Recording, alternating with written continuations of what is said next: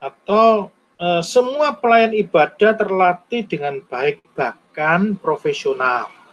Dan mungkin masih berbagai kriteria yang kita tetapkan untuk seseorang bisa menjadi pelayan ibadah dan ibadah itu sendiri. Nah, saudara, pertanyaan kriteria itu ditetapkan untuk apa dan untuk siapa. Nah, itu tentang sukacita dan bersorak-sorai. Apa itu sebenarnya? Nah, saudara, yang berikutnya sekarang kita akan dengar sharing dari Tuhan Yesus. Di dalam Yohanes 2 ayat yang ke-16 dikatakan, ambil semuanya ini dari sini. Jangan kamu membuat rumah Bapakku menjadi tempat berjualan. Ada dua hal yang hendak kita perhatikan secara khusus, yaitu pertama, rumah Bapakku, dan yang kedua, menjadi tempat berjualan. Nah, saudara, dari dua hal ini kita akan belajar dan mengetahui ibadah yang benar yang dikehendaki oleh Tuhan Yesus. Hanya di Injil Yohanes, Tuhan Yesus menyebut bait Allah itu dengan rumah Bapakku. Nah, saudara, dengan menganggap bait Allah sebagai rumah Bapaknya, Tuhan Yesus bukan sekedar mau menunjukkan bahwa dia adalah anak Allah, tetapi menghendaki agar bait Allah itu menjadi tempat ibadah yang bersuasana kekeluargaan. Allah sebagai Bapa dan Yesus sebagai anak, serta umat mendapat anugerah menjadi anak-anak Allah karena Dia. Saudara, hubungan anak dan Bapa menunjukkan adanya kedekatan yang sangat intim. Dengan rasa hormat, seorang anak dapat datang kepada Bapa dengan membawa segala perasaan yang berkecamuk di dalam dirinya. Dan dengan segala penyesalan, seorang anak dapat langsung mengakui dosanya kepada Bapa. Nah, tetapi kenyataan yang terjadi di bait Allah tidaklah demikian. Para pejabat bait Allah waktu itu telah menciptakan jurang pemisah yang sangat dalam. Untuk menghampiri hadirat Bapa, seseorang harus melewati pemeriksaan yang sangat ketat. Dicari-cari kesalahannya dan dipersulit. Memang benar bahwa menurut hukum mengenai korban, bahwa setiap binatang yang akan dikurbankan harus sempurna dan tidak bercacat celah. Nah, untuk ini, pejabat-pejabat bait Allah telah menunjuk pemeriksa-pemeriksa untuk memeriksa kurban-kurban yang akan dipersembahkan. Dan untuk pemeriksaan ini dikenakan biaya. Ya, hal ini mungkin tidak terlalu menjadi soal. Tetapi masalahnya ialah bahwa kurban yang dibawa atau dibeli di luar halaman bait Allah dengan sengaja dicari-cari cacatnya hingga dianggap tidak layak. Sehingga mau tidak mau harus membeli di dalam halaman bait Allah. Dan persoalannya lagi, harga di halaman bait Allah dapat berlipat ganda dibandingkan dengan di luar. Katakanlah harga seekor burung merpati di luar bait Allah itu 50.000. Maka jika membeli di dalam atau di bait Allah, di sekitar bait Allah yang sudah ditetapkan, harganya dapat menjadi 500.000. Dari 50.000 menjadi 500.000. Bukankah yang demikian ini pemerasan? Sehingga umat yang datang beribadah tidak lagi dengan sukacita, tetapi terpaksa karena harus menjalankan kewajiban ritual agama. Ibadah yang seharusnya mendatangkan sukacita karena dapat bertemu dengan Bapa ternodai oleh orang-orang yang memanfaatkan orang lain untuk apa? Memuaskan egonya. Nah, saudara, dari sharing tadi ada dua hal yang perlu diwaspadai oleh kita pada zaman kini. Kita seringkali terjebak bukan pada memikirkan bagaimana agar ibadah itu merupakan pertemuan yang indah antara anak dan bapa. Terciptanya suatu persekutuan keluarga yang intim dan harmonis, tetapi lebih banyak memikirkan bagaimana meningkatkan dan menambah sarana prasarana ibadah, memperindah, mempercantik, dan mempernyaman tempat ibadah, menuntut alat musik yang canggih dan pemain yang handal, serta pemandu pujian yang merdu. Ya, memang hal itu tidaklah salah. Tetapi kita terjebak menjadikan alat atau sarana itu sebagai tujuan utama dari ibadah. Sebenarnya apa yang tampak secara lahiriah itu hanya merupakan alat atau sarana yang menghantar kita pada Bapa, yang membantu kita untuk bertemu dengan Bapa. Saudara, pemazmur mengajak kita beribadah dengan sukacita dan bersorak-sorai. Dan Tuhan Yesus mengingatkan bahwa alat atau sarana atau binatang pada waktu itu zaman Tuhan Yesus yang dikorbankan itu bukan tujuan utama dari ibadah. Lalu apa? Nah, sekarang kita mau dengar sharing dari Rasul Paulus di Roma 12 ayat 1.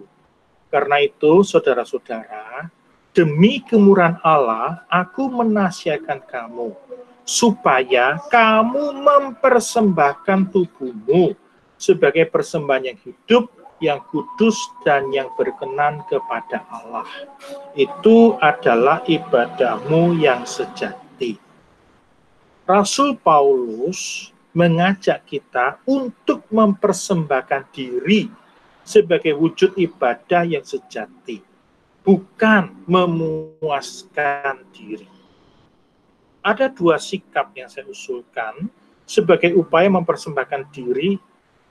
Itu yang pertama, cinta. Dengan cinta akan mendorong orang untuk menerima orang lain di dalam hidupnya. Yang kedua adalah sikap menanti-nanti. Sikap inilah yang membuat orang memiliki rasa rindu. Rindu untuk bersekutu, rindu untuk bertemu, dan rindu untuk mendengar. Nah, ketika keduanya belum terpenuhi, ia akan terus menanti dan mencari. Maka harus punya sikap menanti-nanti. Dan juga cinta.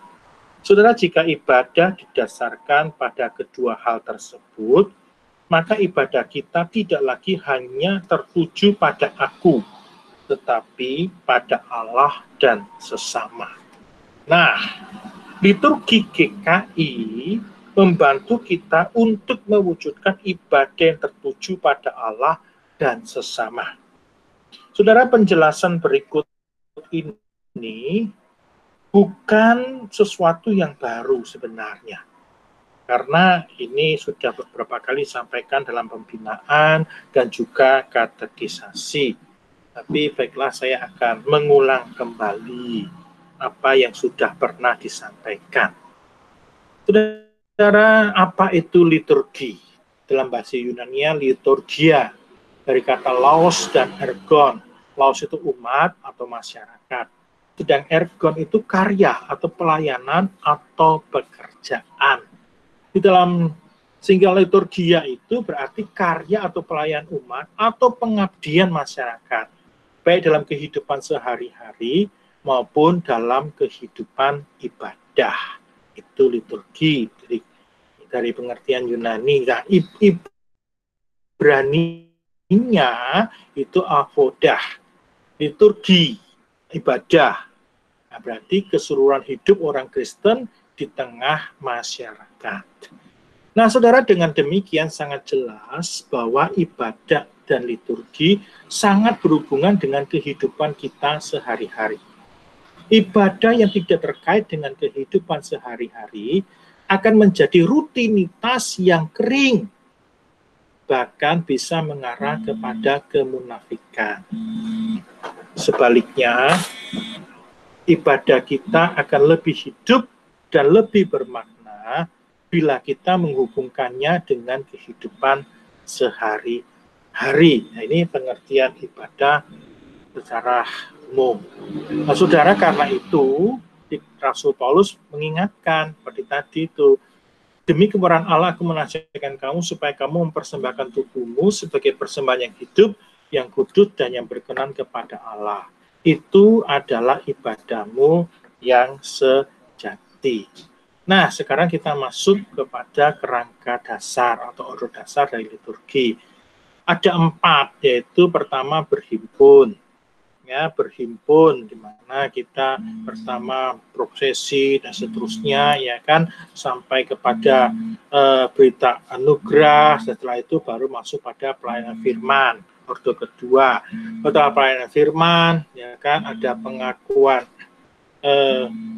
pengakuan iman rasuli, doa syafaat, baru ada pelayanan meja bersama kudus dan atau persembahan. Yang keempat yaitu pengutusan. Ya, kita diutus kembali gitu tuh. Nah, karakteristik ciri khas liturgi GKI itu apa? Yaitu yang pertama adalah alirannya dinamis, aliran dinamis. Yang pertama kita datang berhimpun. Datang berhimpun, setelah itu kita ikut pelayanan firman. Ikuti pelayanan firman, habis mengikuti pelayanan firman, kemudian kita ikuti pelayanan meja atau kita bersyukur dalam persembahan. Setelah itu kita diutus. Nah, setelah kita diutus di tengah-tengah kehidupan kita, kembali kita berkarya, berliturgi di tengah kehidupan, maka kembali lagi berhimpun. Dan terus itu mengalir secara dinamis. Nah, yang kedua, ya, ciri kedua adalah ibadahnya komunal. Ibadah komunal. Semua anggota dapat berpartisipasi. Jadi peran utama bukan hanya pada pendeta atau pembawa firman, tetapi juga ada pengiring, ada PNK, ada umat yang berperan. Ini gambar ini ketika penabisannya pendeta Leri. Ya, nah umat juga berperan. Jadi ibadahnya cirinya adalah komunal. Nah, yang ketiga adalah bersifat dialogis. Allah ya menyapa umat, umat menyapa Allah. Umat bersama di antara umat saling menyapa. Ada salam damai dan sebagainya itu. Kemudian umat menyapa Allah, Allah menyapa umat. Berdialog, saudara. Ya. Fotum, salam, kemudian kita berdoa, setelah itu Allah berfirman kepada kita, Allah memberikan berita anugerah, dan seterusnya. Allah berfirman, dan sebagainya. Sifatnya dialogis.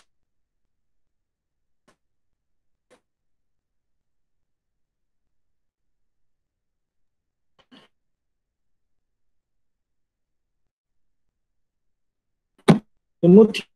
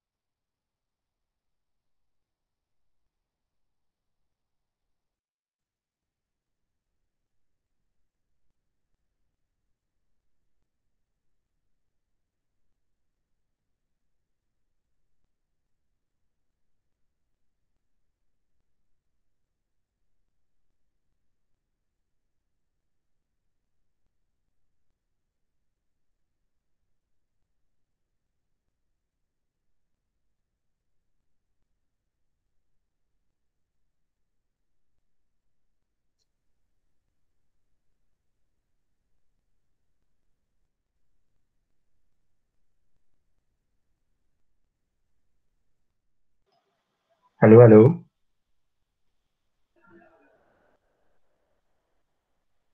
Ya, Ko dan Kur. Pak Eka hilang ya?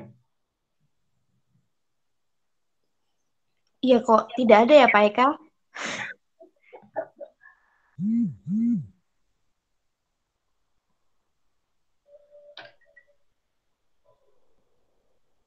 Bentar, putus internetnya. Tunggu ya teman-teman. Ini masih di record kan? Masih. Mari kita sapa dulu pesertanya ini. Cek cek tes tes, halo guys semuanya. Tapi bisa mungkin baru bisa lewat Iya, sini. mungkin. Iya. Ada apa dengan koneksinya, Vide? Loh, kok hilang? Di Saya papi nggak sengaja ke mute. Enggak, ini Pak Eka juga hilang tuh.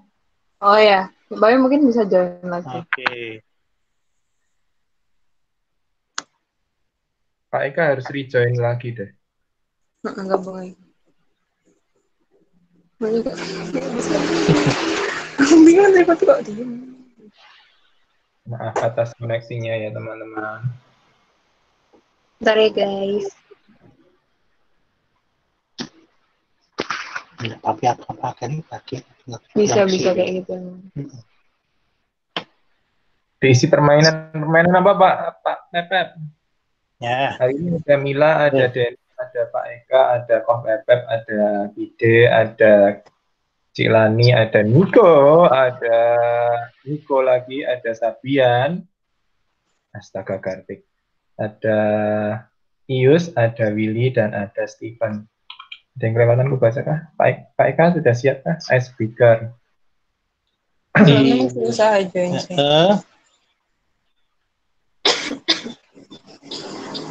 Iya, iya. Oke. Udah bisa lagi. Iya, saya yang sampai mana terakhir tadi itu yang Mohon dibantu, sampai manakah? hilang? Yang dialogis ya. Bagian dialogis. Dialogis. Oke. Simbolisasi. Oke. Ini ya. Oke. Tapi belum share screen, belum kelihatan. Oh. Harus share screen, Pak. Share screen-nya mana ini? Share-nya di mana? Oke. Oke. Presentasikan.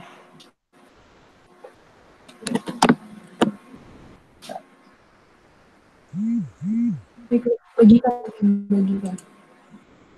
Oke. Sabar, Vide, sabar. Ya, ini ya.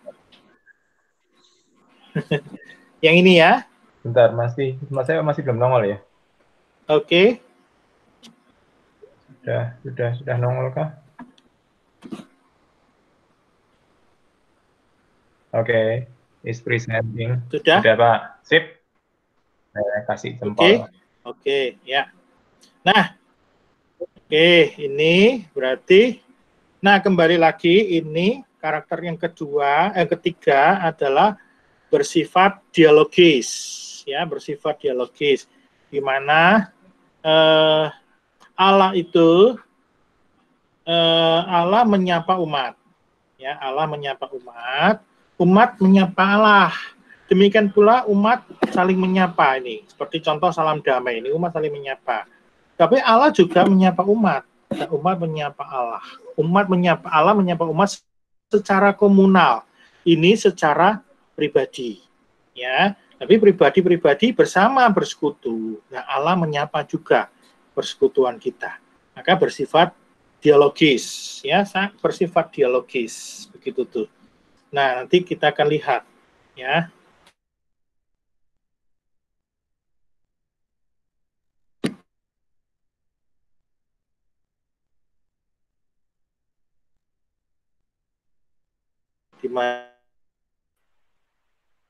Testing guys, apakah yang lainnya juga tidak kedengaran? Hilang suaranya. Oke.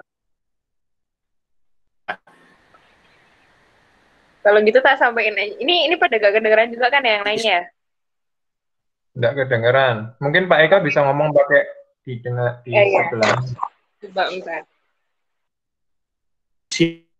Ini juga. Papi nggak kedengeran lagi. Kalau di sini sih tulisannya Papi kamu. Suaranya pecah-pecah tadi. Simbolis.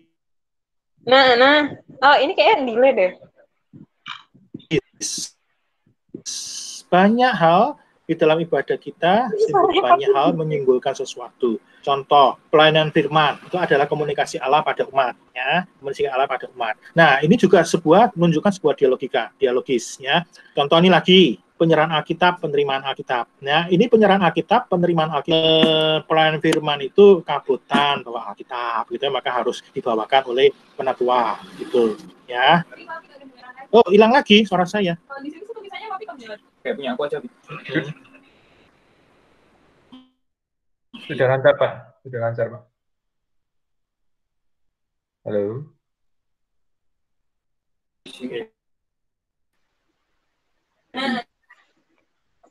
Oke, sekarang udah ya.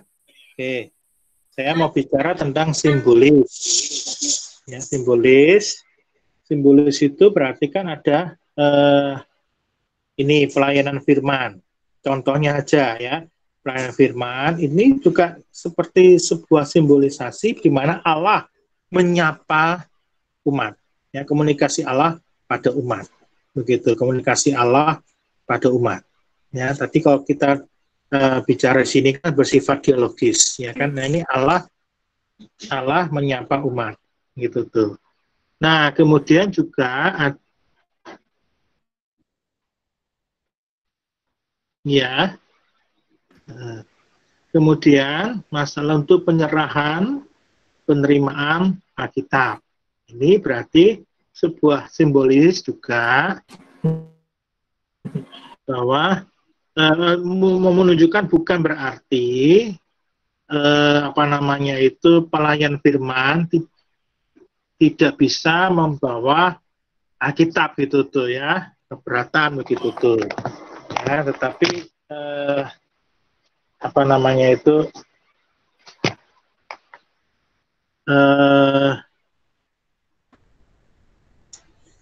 sebuah simbol yang mengatakan bahwa gereja melalui majelis atau penatua ya kan menyerahkan pelayanan firman itu kepada pendeta atau pelayan firman yang telah ditunjuk. Demikian pula dengan penerimaan Alkitab mengatakan juga bahwa pelayan firman mengatakan saya sudah menyampaikan firman Tuhan, mari silakan untuk diteruskan.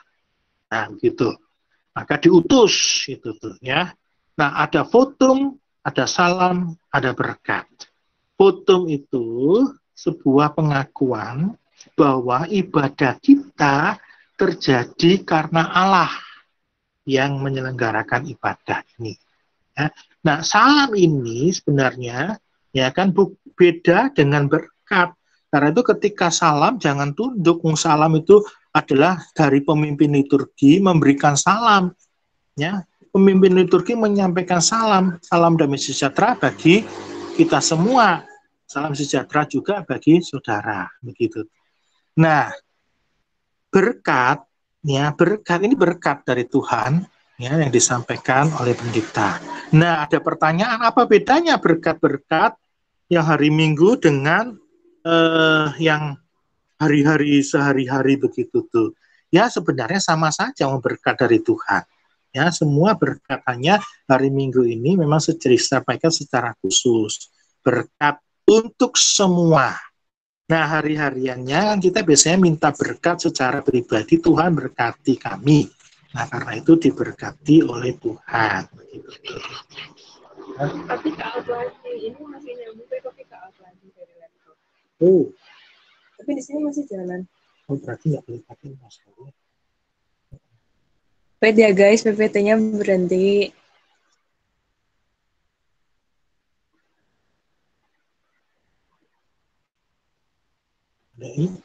Mungkin Papi rejoin aja. Mungkin bisa dibantu Ius, Papi lanjut dulu aja, Prof. Pak Eka, Ya, sambil mengingatkan, kira-kira masih berapa menit ya Pak? Untuk sebenarnya presentasi. sudah selesai, tapi ini kok putus-putus. Sudah hampir selesai. Oke. Sudah terputus lagi, enggak? Pak Eka belum nongol sih, tapi suaranya lancar. Oh, suaranya lancar. Nah, Suaranya pakai dari Ius, HP-nya kan. Ius. Iya, karena suaranya saya pakai HP. Oke. Gabung lagi. Ya, saya gabung lagi ya. Mungkin Papi lanjutin aja deh, dulu suaranya masih ketemu sama. Sampai ketemu. Oh. Tapi aja pakai yang iPad kan.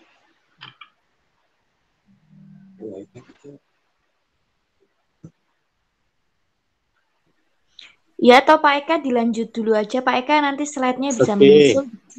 Ya.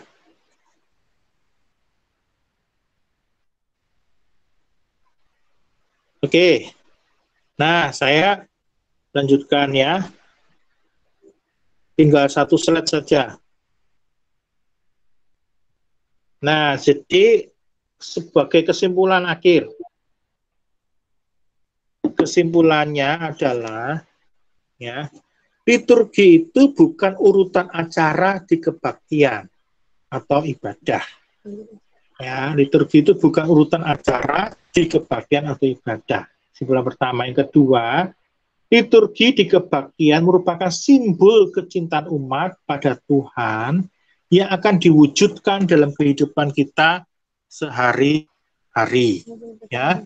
Yang ketiga, liturgi mengajak kita berkarya dengan gembira dan kreatif dalam kebersamaan yang saling mengasihi.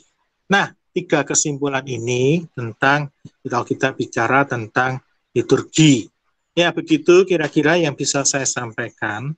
Tapi sebenarnya pergumulan kita sekarang ini ya bukan tentang liturgi itu sendiri, tetapi setelah kita bisa bergabung dalam kebaktian itu, kebaktian kita mepiye ya, itu sebenarnya. Ya oke. Saya selesai sampai di sini dulu. Monggo Chris dipandu. Oke, terima kasih Pak Eka. Nah, adakah pertanyaan kepada Pak Eka? Chris, Ada yang mau wajahmu tanya? ditongolkan. Wah, harus nongol ya wajahku ya. Oke, adakah yang mau bertanya untuk bagian pertama ini atau yang belum jelas atau yang menemukan fenomena-fenomena yang mungkin berbeda dengan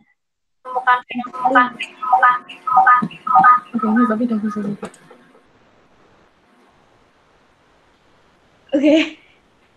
Apakah ada pertanyaan?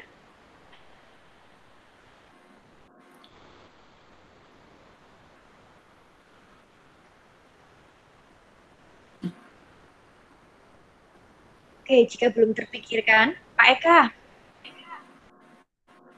Ya, kan kalau tadi dikatakan bahwa liturgi adalah sebuah harusnya itu merupakan ruang lingkup. sorry, apa kok putus-putus tempat saya? Liturgi harusnya menjadi sesuatu Ya. yang berkesinambungan, tidak hanya dalam ruang gereja, namun itu juga kemudian berlanjut ke kehidupan di luar ruang gereja. Baik ya. Lanjut Nek Pak Eka tak mute nganu putus-putus suaramu Chris. Oke, nah lalu apa pendapat Pak Eka tentang beberapa gereja yang saat ini menggunakan entertain liturgi? Jadi liturginya dikemas sedemikian rupa supaya menarik perhatian, supaya banyak yang datang ke ibadah. Nah, menurut Pak Eka itu sebuah tindakan yang inovatif bagi liturgi atau justru itu menciderai arti sesungguhnya dari sebuah liturgi? Begitu Pak Eka.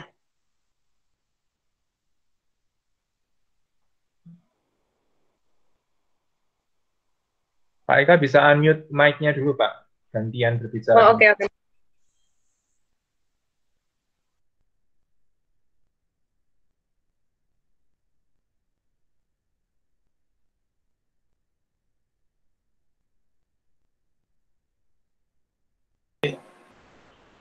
Oke, ya. Ya, baik. Jadi memang banyak yang menarik orang untuk datang dengan berbagai macam acara kebaktian. Gitu tuh. Nah, makanya saya bertanya-tanya, kebaktian kita itu sebenarnya ibadah pada Tuhan atau pemuasan diri. Gitu loh, mau beribadah pada Tuhan atau mau pemuasan diri, ego kita saja gitu tuh. Ya bagi saya sebenarnya ya oke-oke saja lah, cuma bagi saya itu ibadah kita itu adalah bukan sekedar ibadah yang ada di dalam gedung gereja. Di dalam gedung gereja itu kayak seperti kita dicas begitu tuh untuk kita beribadah nanti pada akhirnya di luar diwujud nyatakan. Karena kita berhimpun, setelah itu kita diutus keluar untuk melakukan apa yang kita mengerti dari firman Tuhan itu. Ya kira-kira begitu.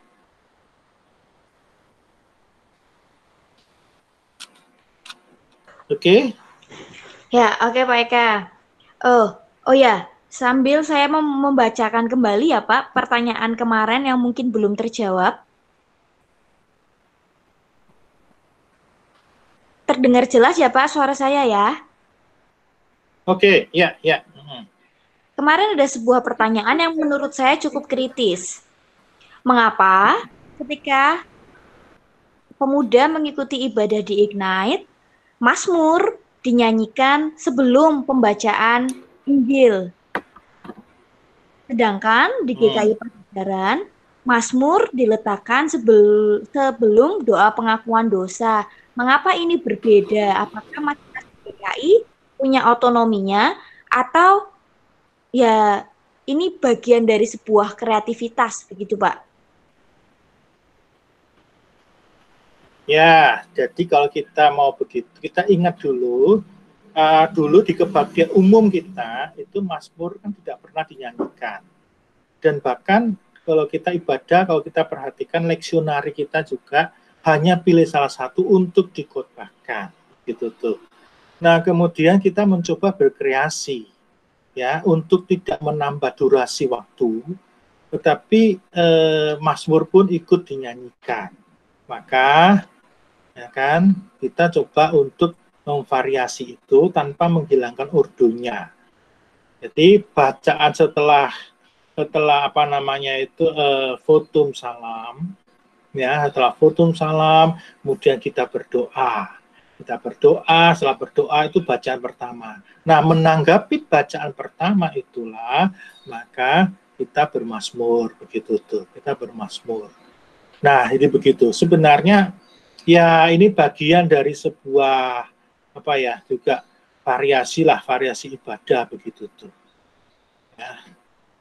Di Ignite ya yang secara liturgi secara liturgi yang umum dilakukan adalah baca di dalam setelah doa firman, maka kita membacakan bacaan perjanjian lama, bermazmur, kemudian bacaan pastoral, baru bacaan Injil, baru khotbah, sebenarnya begitu tuh. Cuma kita pisah itu ya di dalam liturgi kita. Begitu.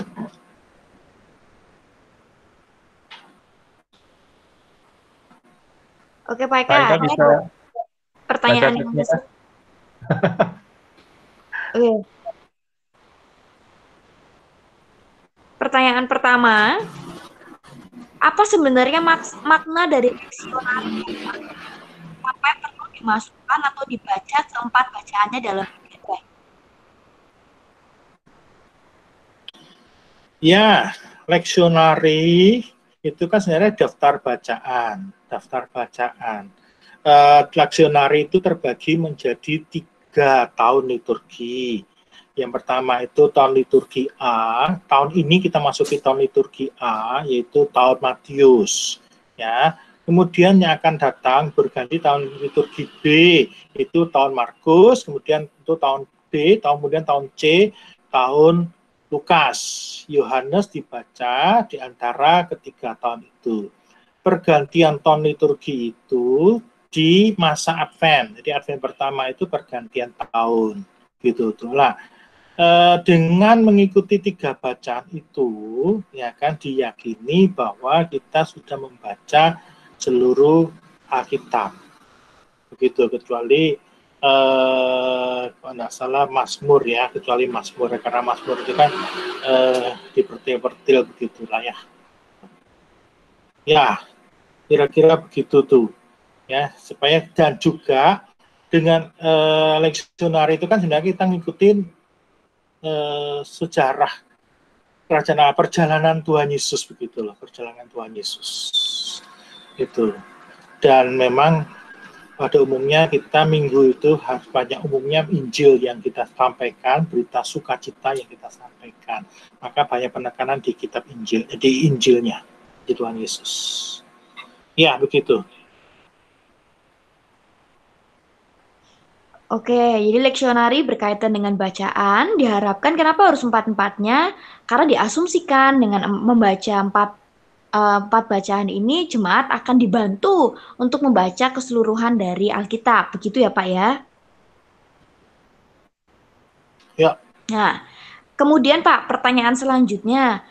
Seperti apakah liturgi, apakah yang dimaksud dengan ibadah yang kreatif? Apakah tujuannya dengan ibadah kreatif itu? Dan kalau saya boleh menambahkan, sejauh mana sih kita bisa melakukan sedikit sentuhan-sentuhan kreativitas dalam ibadah supaya maknanya tidak bergeser ke entertain liturgi? Nah, ya itu. Itu sudah terjawab kan? Ya, jadi monggo saja di kreasi liturgi kita itu ya, selama berpegang pada ordo, 4 ordo itu. Ya, ada berhimpun, pelayanan firman, pelayanan pelayanan meja atau persembahan bersyukur, dan kita diutus. Nah, silakan dikreasi. Nah, tapi juga pertanyaannya, ya kan, apa tujuan dari kekreativitasan tersebut gitu loh. Apa tujuan kita berkreasi gitu. Sebenarnya itu pertanyaannya menurut saya. Ya monggo. Apa? Nah, monggo kita diskusikan. Gitu.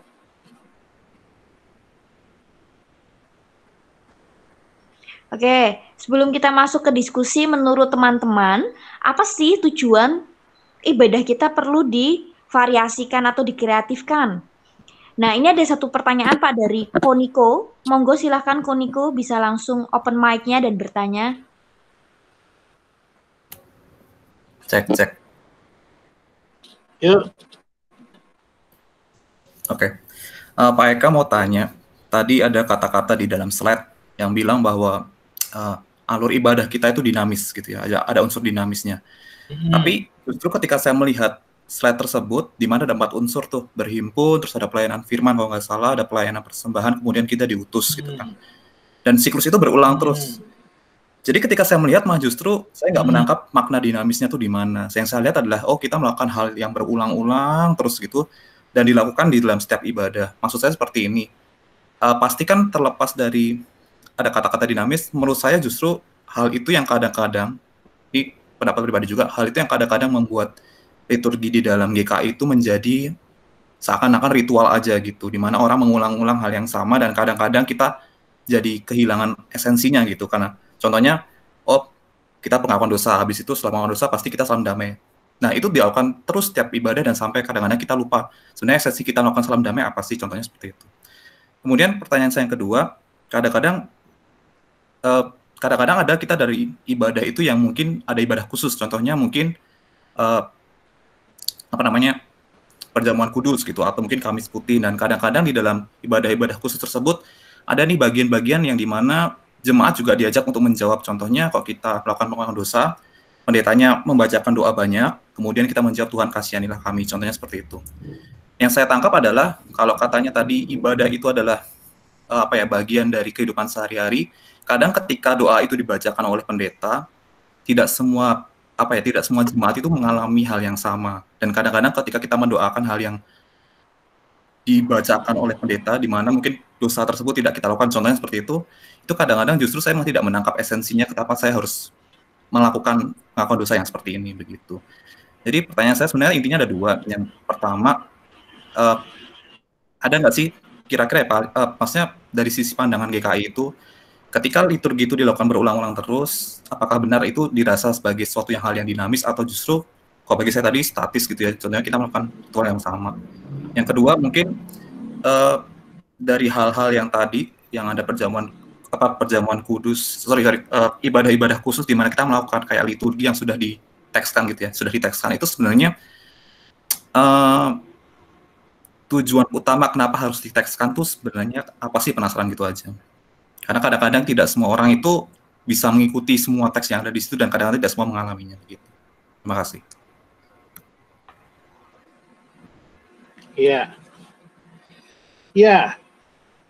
Kembali lagi bahwa liturgi itu kan pengertiannya adalah bukan urutan-urutan acara kita, ya kan, urutan-urutan acara di kebaktian.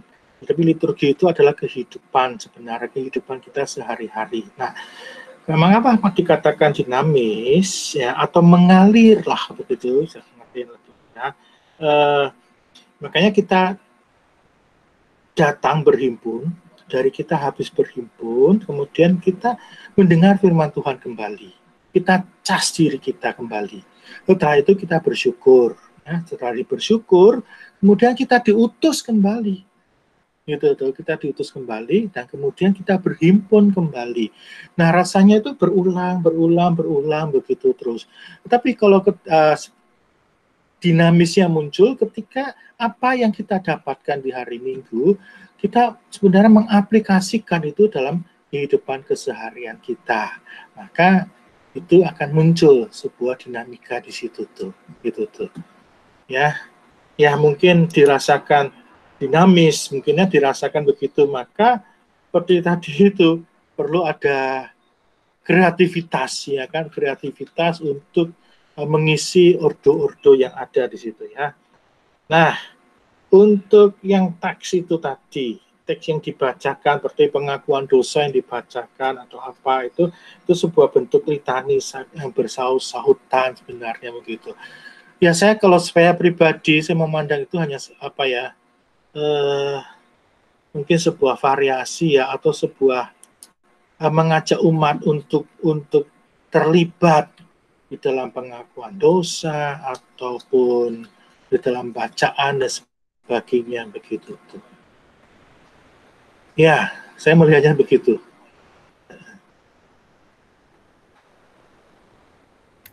Oke, ada tanggapan lain dari Koniko? Enggak, sudah jelas, terima kasih. Oke, ada satu pertanyaan Pak. Sewaktu saya ibadah di GKI Gejayan, salam damai diletakkan di awal ibadah dan menurut saya itu lebih alkitabiah. Karena ada ayat yang bilang intinya kalau mau doa harus mengampuni dulu orang yang bersalah pada kita. Gimana tuh Pak? Thanks in advance. Ya monggo saja, kalau saya sih kok oke-oke saja so ya. Salam damai itu hanya kenapa salam damai itu diletakkan setelah pengakuan dosa, setelah itu ada berita anugerah. Jadi gini, habis pengakuan dosa kita kan mengaku dosa kita. Nah, setelah kita mengaku dosa kita, maka Allah memberikan anugerah kepada kita.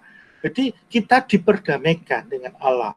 Dan setelah itu kita mau berdamai dengan sesama, maka kita memberi salam damai kepada sesama satu dengan yang lainnya begitu tuh. Ya, salam damai kepada sesama. Nah, saya tidak tahu kenapa Gejayan meletakkan itu di awal atau di depan begitu tuh. Ya, itu nanti bisa tanyalah dengannya Gejayan. Tapi kita memahaminya seperti itu selama ini.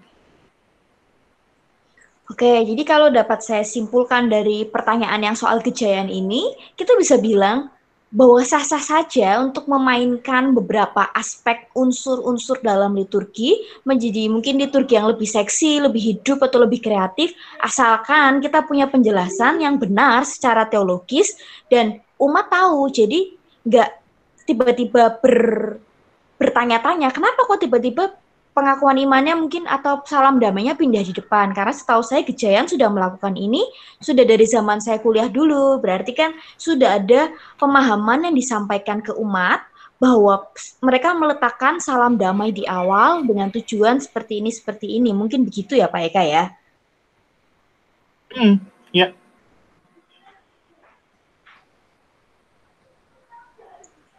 Oke. Nah itu ada usulannya Niko itu bagus itu ya, untuk ibadah yang kreatif ekspresif ini nih ya, divariasi gitu tuh. Sekarang ini GKI itu sedang mengupayakan mengarah kepada bukan lagi ibadah kategorial, tetapi ibadah keluarga sebenarnya. Nah, kalau ketika kita bicara ibadah keluarga, maka kita perlu kreatif untuk mengemas ibadah kita, gitu tuh. Kreatif ini bukan sekedar seperti pertunjukan untuk memuaskan ego kita, tetapi kreatif untuk membawa kita lebih menghayati cinta kasih Tuhan dan kemudian mendorong kita untuk diutus mengimplementasikan apa yang kita dapatkan gitu tuh.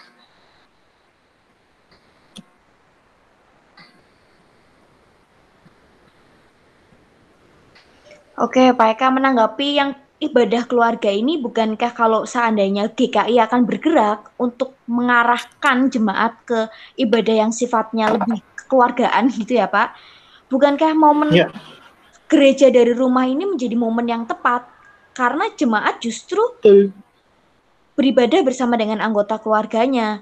Apakah GKI Pajajaran mau memberikan sosialisasi tentang ini Pak, jadi supaya jemaat tidak hanya memahami mereka nggak bisa datang beribadah, itu merupakan suatu kesedihan. Tapi enggak loh, ada hal lain yang indah dari liturgi bersama keluarga itu. Ya, betul. Saya setuju itu. Itu tantangan bagi bidang satu, majelis jemaat bidang satu, bidang persekutuan yang ngurusi ibadah itu menarik itu sebenarnya. Momen-momen seperti ini begitu tuh. Bukan hanya kita meratapin tidak bisa berkumpul bersama, tetapi lihatlah ada cinta kasih berkat Tuhan dari peristiwa pandemi ini begitu.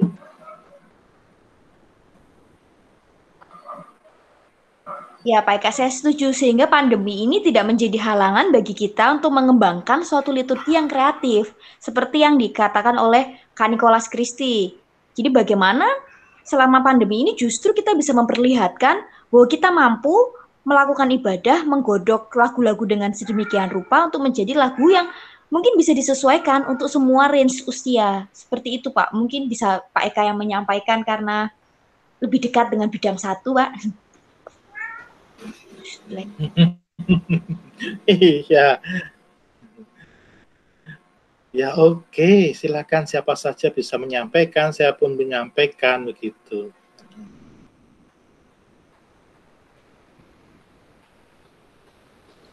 Oke, teman-teman, adakah pertanyaan lain atau tanggapan lain terkait apa sih tujuan kita melakukan ibadah yang kreatif? Atau apa sih tujuan kita membangun sebuah liturgi yang kreatif? Atau kalau ada yang punya pertanyaan, boleh, monggo.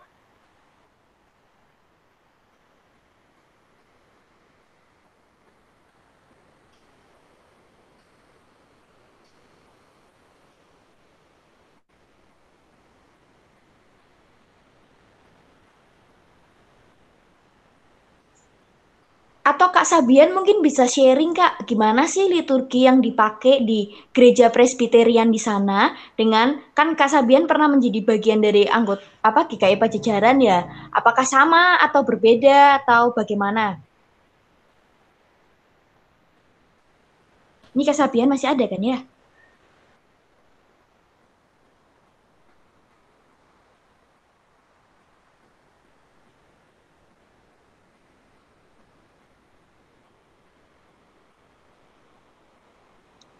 Oke, dijawab lewat chat. Mirip kok, Pendeta Joni juga dari GKI, hehehehe. Kita pakai KJ dan NKB. Oke Pak Eka, ini ada masukan Pak, dibantu. Oh iya, salam itu. Salam untuk Pendeta Joni itu. Pak Joni belum bisa ke Australia gitu ya. Ya mungkin Kak Sabian bisa open mic, siapa tahu Pak Eka kangen mendengar suara Kak Sabian.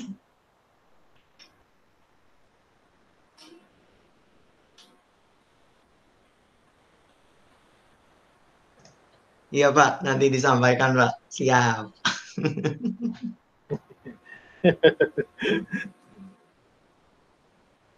Thank you. Oke, adakah pertanyaan lain? Yang remaja-remaja ini biasanya banyak bertanya. Weh. Pikiran. Chris mau tanya lagi dong. Oke, kau Niko dulu atau Vide? Ini Vide open mic, Vide mau tanya? Enggak. Mau open doang. Walah. Lanjutkan. Oke, saya persilakan kepada Niko. Ya, Pak Eka mau tanya lagi. Terutama mungkin kasusnya ini sering diperdengarkan di pemuda, di remaja gitu ya. Kita kan tahu kalau lagu-lagu himna itu sebenarnya lagu-lagu terjemahan gitu ya, kebanyakan gitu. Dan kita masih pakai terjemahan-terjemahan yang mungkin beberapa kata-katanya tuh susah dimaknai gitu, pertama kali dengar mungkin kita nggak ngerti artinya apa sih. Nah, kadang-kadang itu menjadi seperti apa ya? Menjadi seperti salah satu dampak ketika kita pakai lagu-lagu KJNKB. Kadang mungkin kalau kita bait satunya mungkin sudah hafal, mungkin kita bisa lama-lama memahami gitu. Tapi kalau mungkin bait duanya mungkin kita nggak pernah nyanyiin gitu. Nah, kadang-kadang kita cuma nyanyiin tuh gitu, tanpa mungkin nggak ngerti nih sebenarnya lagu maksudnya apa gitu. Nah, mungkin pertanyaan saya kayak gini Pak, terutama di pemuda remaja, kebanyakan itu kan kita pakai kebanyakan yang takut KJNKB itu kan karena satu, lagunya susah, yang saya nggak tahu sebenarnya susah di mananya. Terus yang kedua mungkin kata-katanya itu banyak yang nggak mengerti gitu. Jadi maknanya itu apa sih? Nah, sedangkan lagu-lagu kontemporer kan mungkin kata-katanya lebih simpel dan bisa sering diaplikasikan di kehidupan sehari-hari ya. Mungkin karena yang nyanyiin juga orang-orang zaman sekarang gitu kali ya. Nah, mungkin pertanyaan saya kayak gini, Pak Eka ada saran nggak sih, mungkin terutama untuk pemuda remaja, gimana sih cara biar kita bisa mulai menikmati yang namanya KJ atau NKB atau himne? Gimana sih cara kita biar bisa lebih enak nih ngedengerin lagu-lagu KJNKB dan mungkin bisa sedikit-sedikit tuh ya kita juga bisa mulai suka gitu sama KJNKB. Karena gini jujur pengalaman saya nih, kan dulu saya juga salah satu orang yang agak anti KJNKB. Tapi ternyata di Jakarta itu saya dijejelin KJNKB tiap hari nih gitu. Karena ibadah kami malah justru nggak ada sama sekali lagu kontemporer. Dan karena kejejelan setiap hari itu justru saya sekarang lebih senang KJNKB karena kalau dikreatifin gitu, lagu-lagunya dibikin ya mungkin secara iringan dibikin lebih anak muda tuh ternyata kita juga bisa menikmatinya tuh gitu. Nah mungkin dari Pak Eka sendiri ada nggak sih saran untuk mungkin terutama teman-teman yang pemuda remaja, gimana sih biar kita bisa menikmati lagu kayak KJNKB, biar nggak takut lah istilahnya kayak gitu sama KJNKB. Saya mungkin mau nambahin dikit boleh kah? Iya, tes. Mungkin mau nambahin maksudnya susah kalau dari pemuda remaja susah. Yang tadi dimaksud pelajar gimana, mungkin susahnya dari kayak contoh aransemennya. Aransemen lagu KJNKB itu memang jujur emang lebih susah. Lebih susahnya kenapa jadi susah? Mungkin kalau di umum mungkin lebih gampang, bisa cuma kayak mungkin dengan elektron atau gimana. Cuman kalau di remaja, terutama ya remaja yang kebaktian itu kan tentu kalau masih anak-anak masih remaja kan sukanya kan yang ajup-ajup yang apa ya, yang lebih maksudnya lebih meriah gitu. Nah, itu mungkin jadi kesusahannya di situ. Terus juga mungkin ya itu sih sama karena tadi bahasanya susah dan dorongan anak-anak untuk yang sukanya yang memang lebih yang semangat-semangat itu mungkin jadi susah untuk menikmatinya di situ sih. Mungkin mau nambahin jelasin yang dimaksud tadi kok NZ itu sih. Gitu, terima kasih.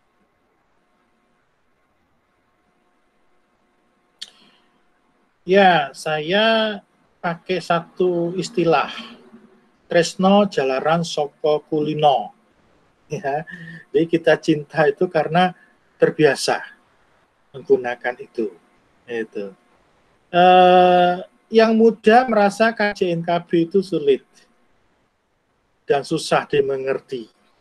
Ya, yang tua sama merasa bahwa lagu-lagu anak muda yang kontemporer itu juga sulit, tidak bisa diikuti dan mereka juga tidak mengerti.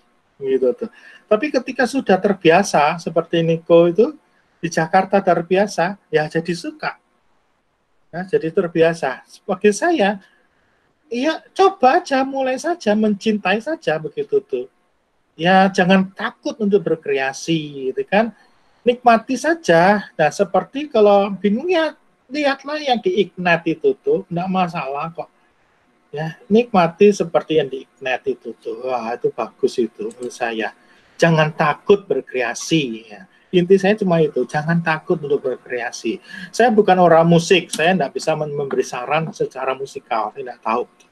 Ya, oke. Ya, terima kasih Pak Eka. Saya bantu jawab soal ini. Mungkin juga kalau bagi saya sendiri, kenapa saya nggak bisa menikmati lagu KJ? Jangan-jangan karena saya nggak paham. Jadi saya nggak tahu ini lagu nuansanya seperti apa, lagu ini mau ngomong tentang apa. Kayak lagu-lagunya Fanny J. Crosby itu kan banyak banget yang ternyata pergumulan hidup beliau, poin dari kisah nyata. Nah, tapi setelah saya diberitahu atau di briefing dulu, oh ini lagu ini tuh diciptakan dengan latar belakang seperti ini. Nah, dari situ mungkin saya bisa mulai melihat keindahan dan ke aplikasian.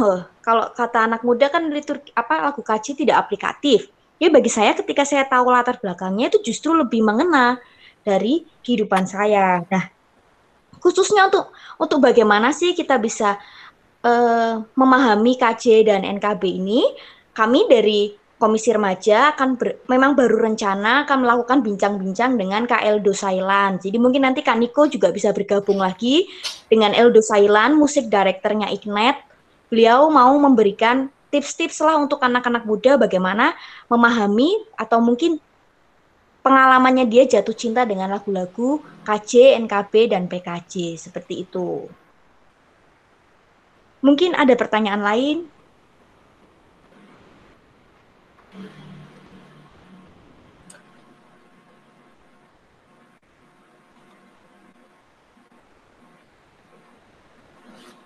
Oke Pak, ada pertanyaan dari komen lagi Pak. Mau balik ke dasarnya aja sih, kenapa harus KJ dan NKB? Kenapa enggak 50-50, kontemporer 50, KJ dan NKB 50? Bagaimana pendapat Pak Eka?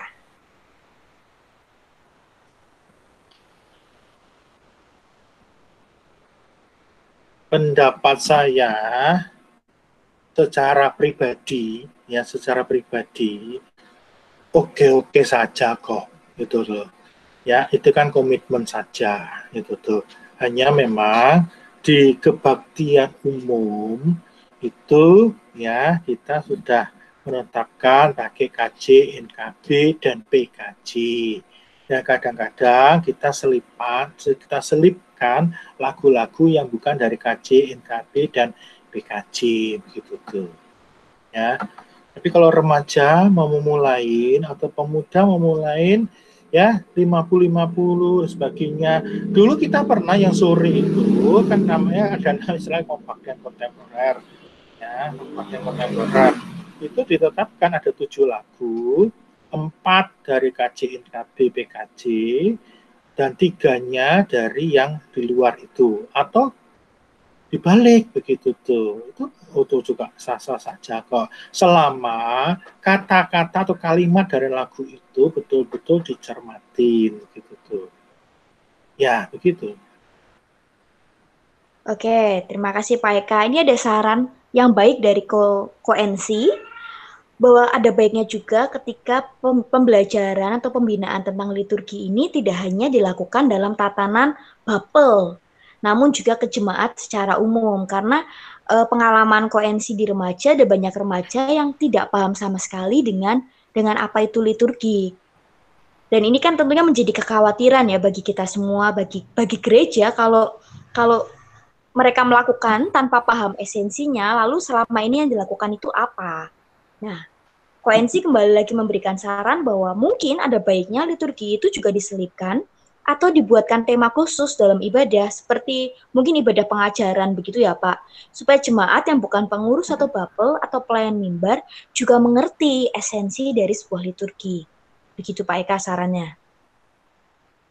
Ya, yang beberapa pembinaan sudah kita lakukan. Ya, hanya yang belum dilakukan itu penyampaian liturgi, makna-makna liturgi melalui kebaktian di khotbah umum gitu tuh.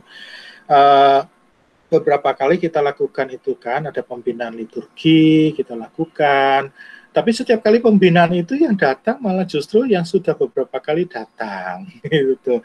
Yang baru-baru malah kadang tidak datang. Di katekisasi kita juga sampaikan hal seperti ini gitu tuh.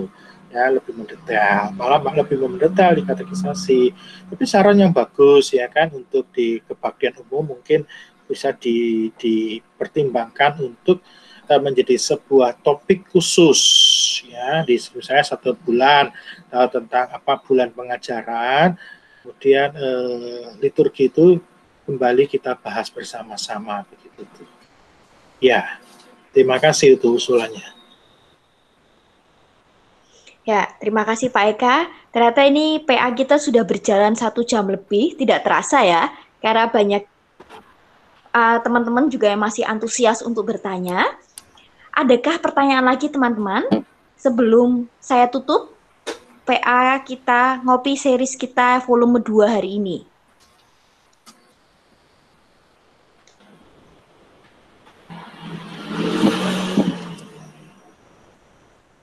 Sudah cukupkah? Oh, ada pertanyaan Pak di detik-detik terakhir. Gimana ya cara membuat kebaktian online lebih menarik? Maksudnya kalau kita kebaktian di ruangan, mau nggak mau kita akan ibadah sampai akhir kebaktian. Tapi kalau online di rumah masing-masing, mungkin lebih gampang bosen atau banyak gangguan. Perlu dipikirkan nggak ya?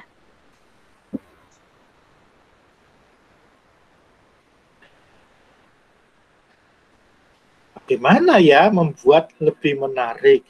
Ya memang yaitu kreasi ya. Dan menurut saya kok ya jangan panjang-panjang ya, kalau kebaktian itu online itu kalau panjang itu kan nanti jadi orang ya gampang meninggalkan apa namanya tempat duduknya begitu tuh.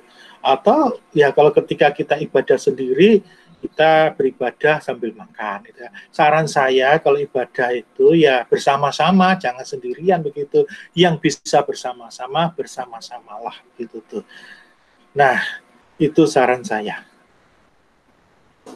Kalau bicara kreativitas, ya kembali lagi nanti yang mengurusi itu ya. Ya, sekali lagi mungkin kebaktian online di rumah juga balik betul apa yang dikatakan oleh Kak Willy Kristianto ini benar juga, bahwa itu balik juga ke komitmen pribadi kita. Bagaimana kita berkomitmen selama ibadah seperti itu ya. Nah, saya rasa ini bisa kita cukupkan sampai di sini, ngopi series volume 2 kita. Untuk ngopi series volume 3 kita akan ada sedikit perubahan jadwal, karena nanti saya akan umumkan seperti apa dan siapa pembicaranya. Tentunya pembicaranya akan preview dulu. Review apa nih? Preview buat yang minggu depan atau yang sekarang? Rencana ke depan mau preview, Aku dengar review. Aduh. Nah, untuk minggu depan kita mau sama-sama bahas soal saat teduh. Mengapa sih kita susah saat teduh? Perlu nggak sih saat teduh? Dan bagaimana sih saat teduh? Saat teduh apakah cuma diam setelah mendengarkan khotbah? Atau ada tindakan-tindakan lain yang harus kita lakukan? Nah, kita mau rencananya akan bahas ini bersama-sama dengan Kakak Sabian. Jadi, stay tune, tetap ngikuti ngopi seri selanjutnya. Nanti waktu dan tanggalnya akan kami posting tanggal pastinya. Begitu ya, ada tambahan mungkin Ko dan Kur? Ada bocoran Mbak setelah Sabian siapa sih? Oke, setelah ke Ko Sabian, kita akan sama-sama ngomongin soal maaf. Mengapa sih sulit memaafkan? Nah, untuk materi ini kita akan dibantu oleh Pendeta Leri dari sisi teologis, kemudian akan ditanggapi oleh Ibu S.A. Kristianingsih dari segi psikologi. Dan kami baru berencana membuat 3 jilid, yang ketiga mengenai bagaimana menjadi single happy. Ini mungkin faktual ya bagi anak-anak remaja atau anak-anak pemuda yang saat ini masih jomblo-jomblo. Nanti kita akan bahas single happy bersama dengan Kak Isni. Jadi jangan kemana-mana, tetap ikuti series kita.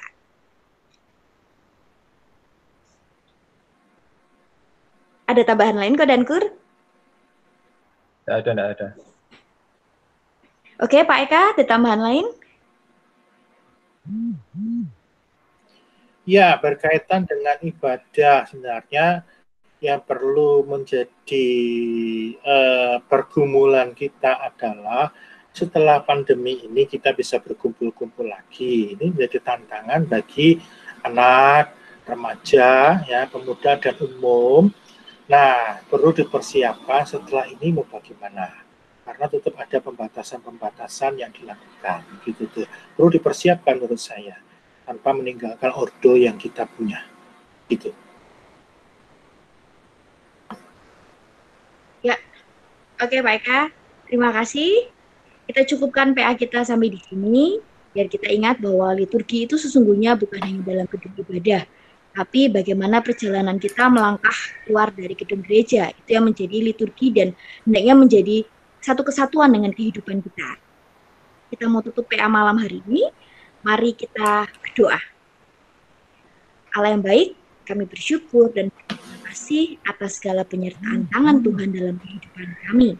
Ajar kami agar kami mampu mengerti tentang ibadah, agar kami mampu membawa hati kami beribadah dengan tulus dan suci kepada Tuhan. Kami menyerahkan seluruh kehidupan kami, seluruh rencana kehidupan kami selanjutnya, seluruh kegiatan kami pada malam hari ini. Bantu kami agar kami dapat menjaga kesehatan kami. Terima kasih Allah, di dalam namamu, kami berdoa dan mengucapkan syukur. Amin.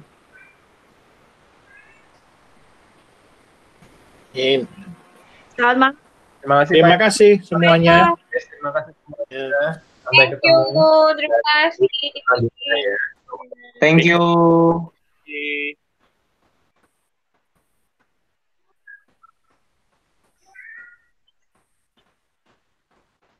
Black.